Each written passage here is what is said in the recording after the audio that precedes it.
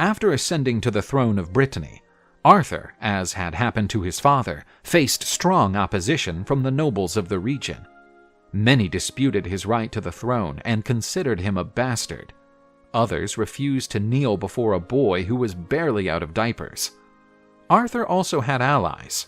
However, it would be necessary to attract even more nobles to his cause, allowing the kingdom to be pacified. Sir Ulfius, I know that my father had a strong friendship with the kings living on the continent. No doubt, sire. Your father knew the importance of having a true friend in times of need. We must re-establish bonds of friendship with these kings. United, our kingdoms will be stronger against our enemies. I am counting on your expertise to lead a delegation on my behalf, which will seek to establish a defensive alliance between our kingdoms. It shall be so, Your Majesty. Ulfius crossed the channel to meet with King Bors of Gaul and his brother, King Ban of Benwick, a land known as Little Britain. Ban gladly received the offer of an alliance with Arthur, for his wife was pregnant, and the king wanted his future son to inherit a strong and secure kingdom. His son would be the most celebrated knight in history, known as Lancelot. With the reinforced armies of his allies, Arthur fought the revolting nobles and beat his opponents, pacifying Brittany. With much of his enemies now defeated, Arthur consolidated himself on the Breton throne. A new era of prosperity was born in England. Advised by Merlin, Arthur ordered the resumption of construction of the citadel of Camelot, one of King Uther Pendragon's dreams. The construction of the city required much sweat and tears, but it began a new golden age in England. Prosperity spread throughout Brittany, and Arthur became beloved by the people. The civil war between rebellious nobles and the rightful king of Brittany increased the number of knights on the march. Noble warriors without lords or banished warlords wandered around England aimlessly and without purpose. With nothing to lose, these knights were dangerous men. Arthur was riding with Merlin by his side, discussing the fate of Britain, when they spotted a knight in distress. It was Sir Griflet, Arthur's newest knight, tasked with eliminating a walking knight causing trouble in the area. The young man was gravely wounded and could barely support himself on his horse. "My God, who did that to you?" It was an extraordinarily strong wandering knight in armor, black as night. He refuses to give way to anyone who intends to cross the woods he protects. Merlin, do you know who this man is who dares attack one of my knights? In these lands, I believe that only a man of that description would have such audacity. Pellinor. He is now a landless nobleman, but was once a king. But even ruined, he is still a great and dangerous warrior. I will take care of him. Stay here and look after Sir Griflet.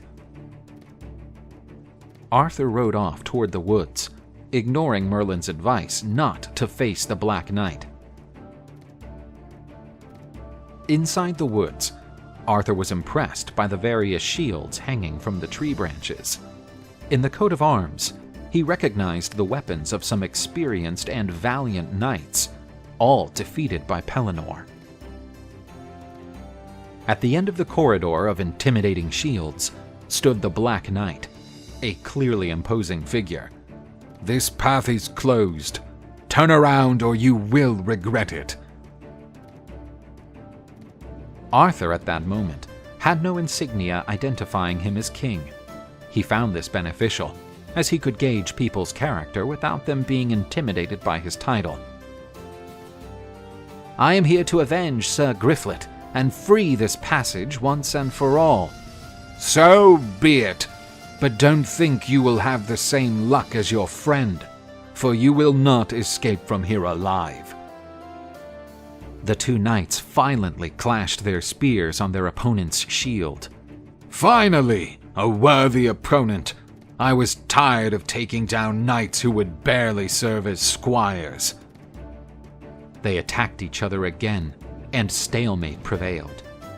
Arthur was already a knight with some experience, but he had never faced such a skilled opponent, and he was motivated by his performance up to that point, which boosted his confidence.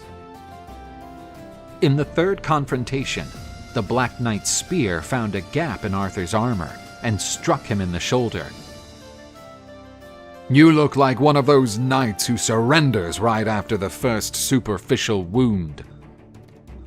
With his pride wounded, Arthur's blood boiled, and he took up the royal sword. The sword duel was violent, but despite being wounded, Arthur was fighting very bravely against a stronger opponent. Pellinor landed a powerful blow that broke the king's sword. The movement was only interrupted when it hit Arthur's helmet. He fell off his horse, but one of his feet remained attached to the stirrup. The horse started to run and dragged the king out of the forest. The wounded Arthur collapsed, and his fate seemed uncertain. When he regained his senses, he saw the image of the most beautiful young woman he had ever met. He thought she was an angel, for he thought he had died and was in heaven. Are you an angel? Your time has not yet come. My name is Lady Guinevere, daughter of Leodegrance. Far away, the Black Knight returned to his cabin in the forest, where he protected what he considered to be his greatest treasure. There was his wife and his youngest son. The boy had been touched by the Holy Spirit and would one day be the knight known as Percival.